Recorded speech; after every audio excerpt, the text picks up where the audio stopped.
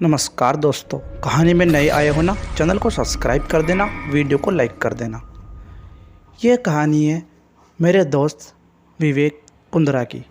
उसने मेरे को ये कहानी भेजी थी ताकि मैं आपको सुना सकूं।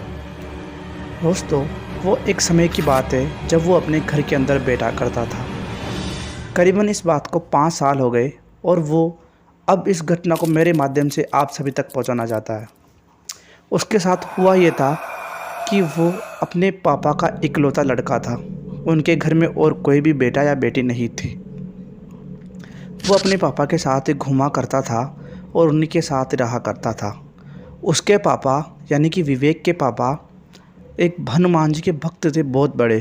तो वो हमेशा विवेक से कहा करते थे कि बेटा, तू हनुमान जी की आरती और पूजा किया कर, उनका पाठ किया कर, ताकि तेरे अंदर थोड़ी सी हिम्मत आ सके। परंतु विवेक जो था वो नास्तिक टाइप का आदमी था, भगवान पर विश्वास नहीं करता था। अब घटना ये थी कि उसकी दादी का 2 साल पहले देहांत हो गया था। तो उसकी दादी के सिवा उसका क्लोज और कोई भी नहीं था। दादी उसको मम्मी पापा से बचाती, उसको पैसे देती, उसके साथ खेलती, सारा काम दादी के साथ से घुमा या बड़ा हुआ था वो। दादी के गुजर जाने के बाद उसका अब कोई नहीं था जो उसके साथ रह सके। तो वो अपने पापा के साथ ही ज़्यादा टाइम स्पेंड करता था, परंतु पापा को काम रहता है, आप सभी को पता है, तो वो कम ही टाइम दे पाते थे विवेक को। एक रात की बात है, विवेक अपने रूम में सो रहा था। यानी कि वो पहले तो बैठा हुआ था, वो अपनी चेयर पर पढ़ाई कर रहा था। वो दरअसल 8-9 बजे रोज़ाना सो जाया करता था, परंतु आज उसको दादी की बहुत ज़्यादा याद आ रही थी। तो वो बेचारा बैठा बैठा दादी को याद कर रहा था। उसने अपना बिस्तर लगाया और बिस्तर लगाने के बाद उसको कब नींद आई पता भी नहीं चला और वो सो गया। करीबन 1-1:15 बज रहे होंगे तब उसकी नींद खुली। उसकी आंखें खुली तो उसकी बॉडी काम नहीं कर रही थी, यानी कि वो शरीर हिला नहीं पा रहा था। उसको लगा नींद है, कोई बात नहीं।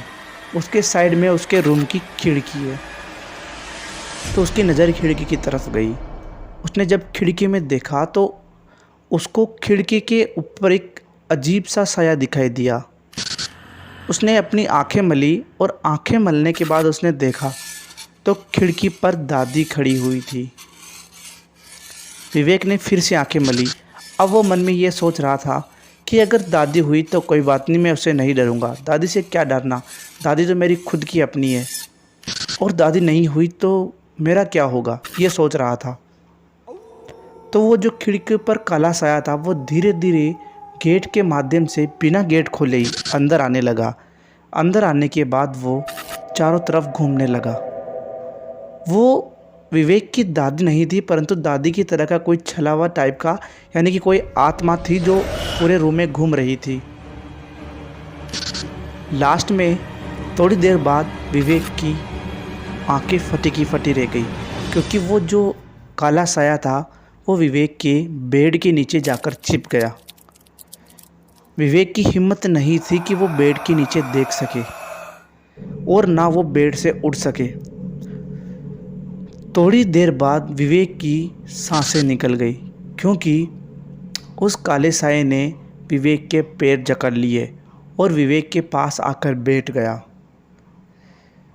विवेक चिल्लाता उससे पहले उसने बड़ी बड़ी आंखों से और दांतों से, यानी कि स्माइल से, विवेक की आवाज़ बिठा दी। विवेक कुछ बोल ही नहीं पा रहा था। उसकी शक्ल इतनी भयानक थी कि कोई भी डर कर, यानी कि कोई भी हालत ख़राब हो सकती है। वो विवेक के पास बैठे बैठे हंस रही थी। विवेक करे तो करे क्या, विवेक की जान निकले जा रही थी। विवेक ने भगवान हनुमान जी का मंत्र पढ़ना मन ही मन स्टार्ट किया। उसने करीब 1 मिनट ही मंत्र पढ़ा था और वो काला साया खिड़की के माध्यम से वापस बाहर चला गया। और उसके बाद विवेक को वापस नींद आ गई और जब उसकी आंखें खुली तो सुबह के 6 बज रहे थे। परंतु उड़ते ही उसको वो रात वाला साया वापस याद आ गया, वो पूरा दृश्य याद आ गया।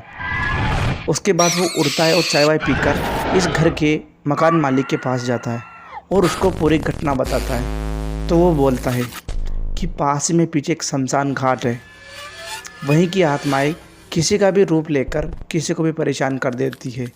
वो किसी की दादी बनकर आती है तो किसी की मौसी। ये तुम्हारे साथ नहीं हुआ बेटा, ये कई बार मेरे साथ भी हो चुका है। परंतु इससे बचने का एक ही उपाय है, अपने भगवान के क्लोज रहो और उनकी आरती पूजा करते रहो, उनको मन में याद करते रहो, तो तुम इन चीज़ों से छुटकारा मिलोगे। पिछले कई दिनों यहाँ पर पहले भी कोई मकान मालिक आए थे तो उनके साथ एक घटना हुई थी, परंतु वो घर छोड़कर चले गए। उसके बाद विवेक डेली हनुमान जी की पूजा करता है और उनको प्रसाद भी चढ़ाता है, मतलब हनुमान जी का भक्त हो गया था वो। उसके बाद उसको कभी ऐसी घटना, यानी कि ना तो उसको हुई ना उसके घर वालों, कोई भी मेम्बर को ऐसी तकलीफ़ नहीं हुई। उसके बाद वो घर पूरा शुद्ध हो गया और सभी हनुमान जी की आरती और पूजा करते थे। दोस्तों, कहानी अच्छी लगी तो वीडियो को लाइक कर दे, चैनल को सब्सक्राइब कर दे। मिलता हूँ आपसे अगली कहानी में। कहानी केवल मनोरंजन की लिए थी, अच्छी लगी हो तो वीडियो को लाइक कर देना।